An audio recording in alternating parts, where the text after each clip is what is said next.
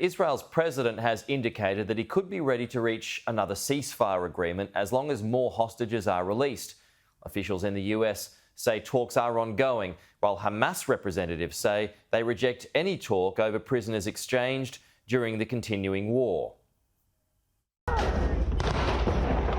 Israeli forces continuing to attack Hamas cells in northern and southern Gaza. The Hamas-run Palestinian Health Ministry says airstrikes on the Rafah area killed more than 24 people on Tuesday.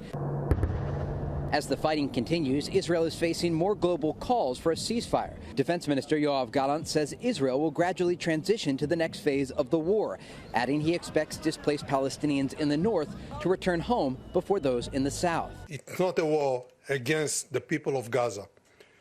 We are fighting a brutal enemy that hides behind civilians. Israel's government says its goals remain the same: destroy Hamas and get remaining hostages out of Gaza. On Monday, CIA Director Bill Burns met with Israeli and Qatari officials in Warsaw, Poland, trying to secure a new deal that would see the release of more hostages in exchange for another ceasefire and Palestinian prisoners.